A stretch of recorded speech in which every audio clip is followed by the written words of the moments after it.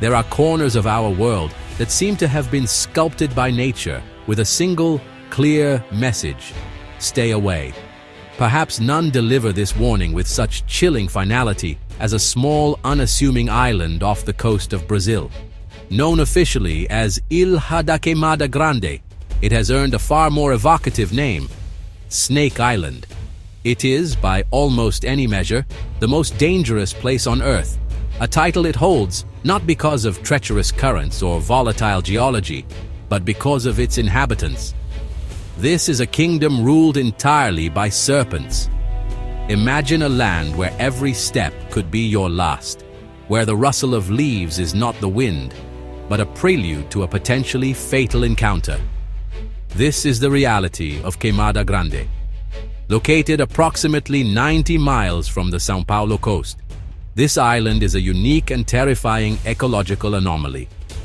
It is forbidden territory, a place where the Brazilian government has made it illegal for any human to land, save for a handful of carefully vetted scientists and naval personnel who maintain the island's lighthouse. The reason for this extreme prohibition is simple, yet utterly horrifying. The island is home to an astonishingly dense population of one of the world's most venomous snakes, the golden lancehead viper. It is estimated that there is at least one snake for every square meter of land. Here, the predator-prey dynamic has been pushed to an extreme, creating an environment so perilous that it has remained almost entirely untouched by human hands, a living laboratory of evolution and survival. To truly comprehend the peril of Ilha da Queimada Grande, one must first understand its isolation. For thousands of years, as sea levels rose at the end of the last ice age, this small peak was severed from the Brazilian mainland.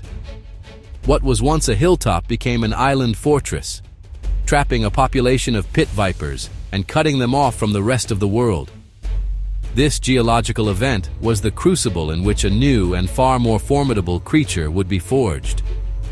On the mainland, their ancestors hunted terrestrial prey, rodents, small mammals, the creatures of the forest floor. But on this newly formed island, such prey was scarce, eventually disappearing altogether. The snakes of Queimada Grande were faced with a stark evolutionary choice: adapt or perish. Their gaze and their ambition turned upwards, towards the sky. The only reliable source of food was the migratory birds that used the island as a temporary resting place. This shift in diet prompted a remarkable and terrifying evolutionary adaptation. A bird, unlike a rat, can fly away even after being bitten. A slow-acting venom would be useless. The snake's meal would simply escape to die over the open ocean.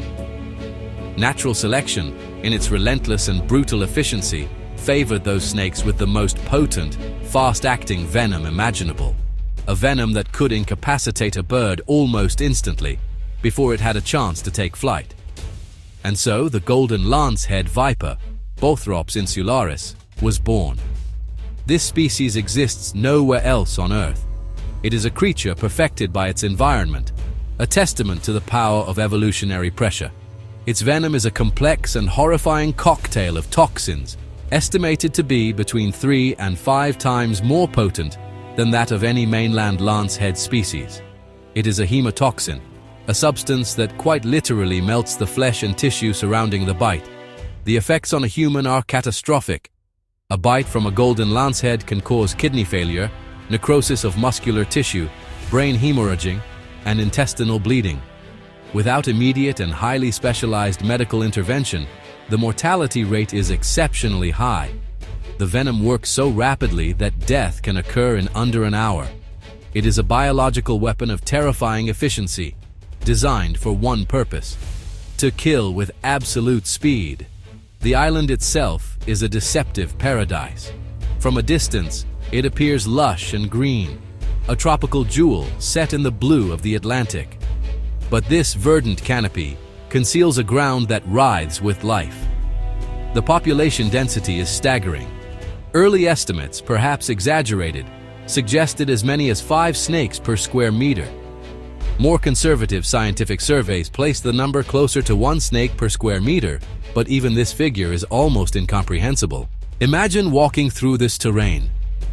Every rock, every low-hanging branch, every patch of leaf litter is a potential hiding place for a golden lancehead. They are ambush predators, masters of camouflage. Their pale, yellowish-brown scales blend seamlessly with the forest floor. They can remain perfectly still for hours, even days, waiting with infinite patience for the vibration of an approaching footstep or the shadow of a bird overhead. The Brazilian government's ban on visitors is not a suggestion. It is a life-saving law. The few who are granted permission to land, biologists studying this unique ecosystem or naval personnel for lighthouse maintenance, do so with the utmost caution. They are accompanied by doctors equipped with anti-venom and wear heavy protective gear. Every single step is taken with the conscious knowledge that a mistake could be, and very likely would be, fatal. Legends and local folklore surrounding the island are, as one might expect, grim.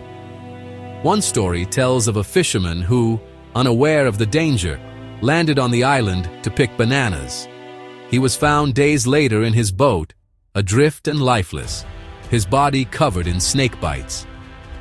Another tale speaks of the last lighthouse keeper and his family, who were said to have been overrun when snakes entered their home through the windows.